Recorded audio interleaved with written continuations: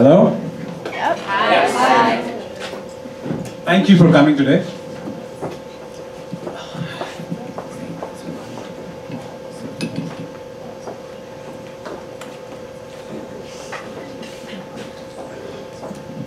I was 12 years old. I was living in a small town in India.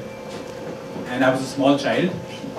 And I was walking through one of the streets one day when I saw a street magician.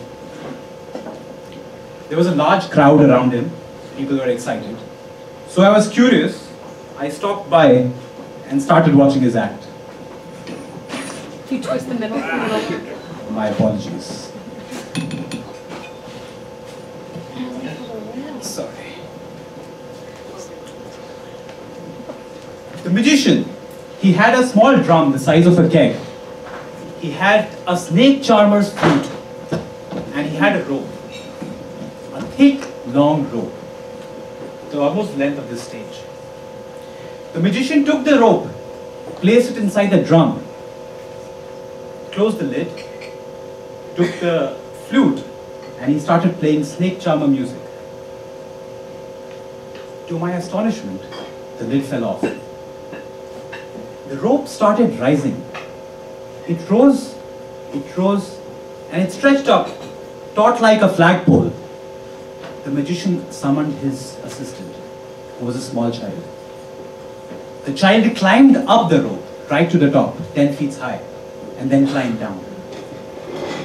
In that moment, I was astonished. The magician stopped playing his flute, and the rope fell to the ground.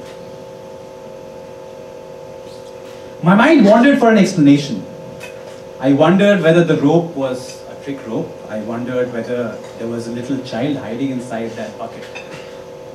I wondered for explanations. And when I could not find any, I reached a very blissful state of mind.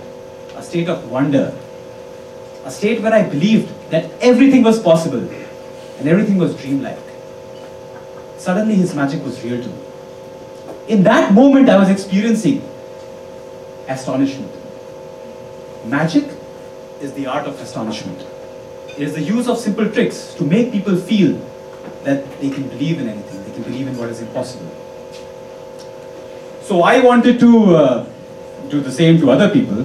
I started learning magic tricks. I learned coin magic, I learned card magic, I learned sleight of hand. In fact, I'm going to show you the very first magic trick that I learned. It starts with a cloth like this, and I put it on my fist. And as I put it on my fist, I push it inside just like that magician. Just like he pushed the rope inside the drum. I count till 3. 1, 2, 3.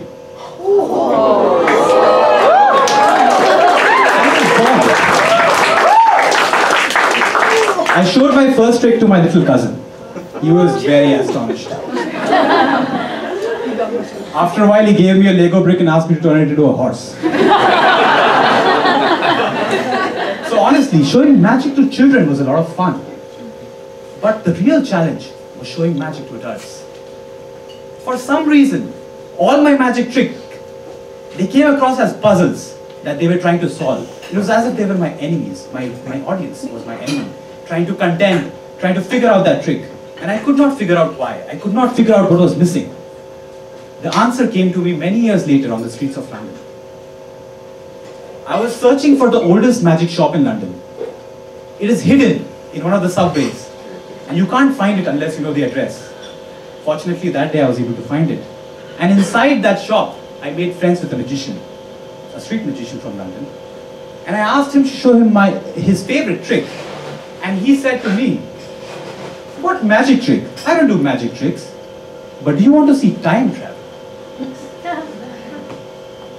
Over the next 15 minutes, he blew my mind. He told me a story about time travel, about how the order of time follows the order of disorder, and how a deck of cards represents that disorder. He shuffled that deck, and after a while, he would look at his watch, wind it back, and every time he did that, the deck would regain its order. In that moment, I wanted to believe in his magic. I wanted to believe in time travel. I wanted to believe in that inner child within me who could possibly relate to anything and everything. You see, magic is just about the mechanics.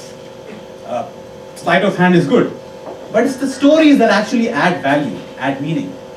Initially, my magic tricks were mere acts of technicality. They did not have any meaning, and without any meaning, they were left as mere puzzles. Puzzles waiting to be solved.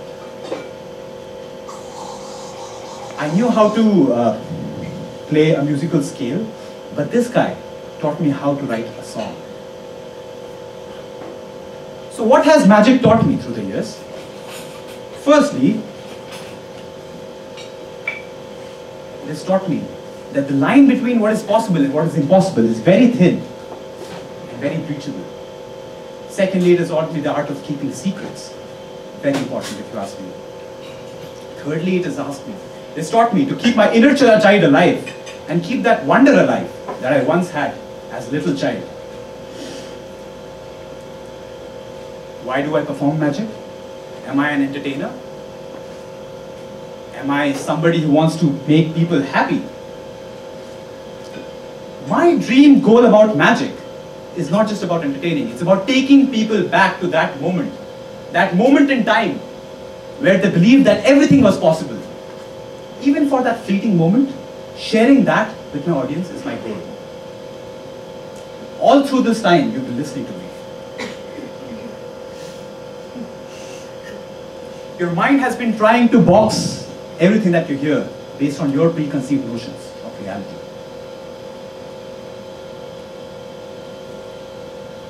But what if you see something strange? What if your mind cannot box it based on rationality? What if this bill starts floating in your head? Obviously, you're trying to find explanations, right? But you will find none.